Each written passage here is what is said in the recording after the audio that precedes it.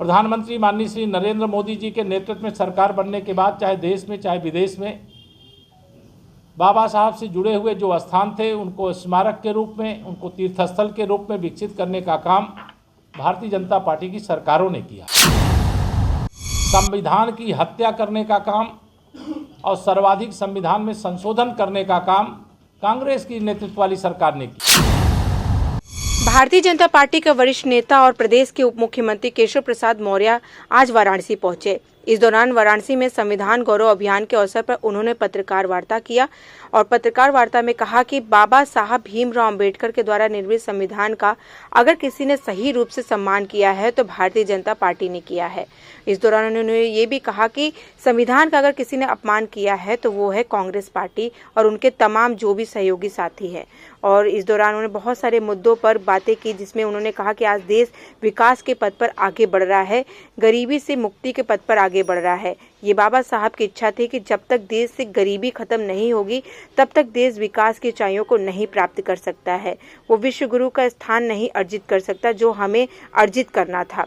आज हम यह गर्व पूर्वक कह सकते हैं कि माननीय प्रधानमंत्री नरेंद्र मोदी जी के नेतृत्व में 25 करोड़ लोग गरीबी रेखा से बाहर हुए हैं। आज वो सुख की जिंदगी जी रहे हैं और देश की संविधान संस्थाएं मजबूत हुई हैं। भ्रष्टाचार करने वालों के खिलाफ कार्रवाई हो रही है और निष्पक्षता से हो रही है।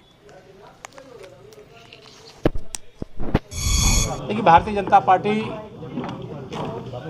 देश को सच से अवगत करा रही, सत्य का सामना करने का जो विरोध कर रहे हैं उनके पास साहस नहीं। चाहे वह कश्मीर फाइल्स का मामला हो, चाहे इमरजेंसी फिल्म का मामला हो, चाहे गोधरा से जुड़ी हुई गुजरात फाइल्स का मामला हो, ये जितनी भी फिल्में आ रही, क्योंकि लोगों का आकर्षण कई बार फिल्मों से होता है, उसके माध्यम से बहुत प्रचार प्रसार होता है।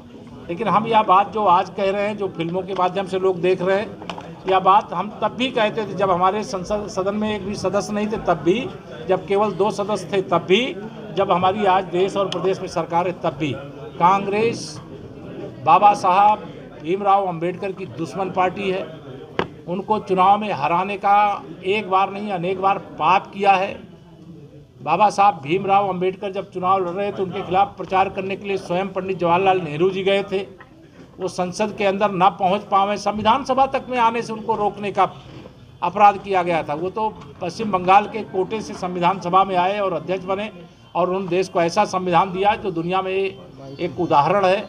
उस संविधान के आधार पर देश के सभी नागरिकों को जो लोकतंत्र की सबसे बड़ी ताकत होती है, मताधिकार का अधिकार मिला। तो भारतीय जनता पार्टी जो भी बता रही है, जो दिखा रही है, या जो कोई आप भी कुछ दिखाना चाहें अच्छी चीज़ तो आप भी दिखावें। हम अच्छी चीज़ दिखाने में लोकतंत्र का एक तरह से ये चौथे स्तंभ का ही हिस्सा है। टैक्स फ्री करेंगे इमरजेंसी को, करना रणवत की जो टैक्स फ्री वगैरह तो ये एक अलग बातें हैं, लेकिन हम जो भी चीज़ें हैं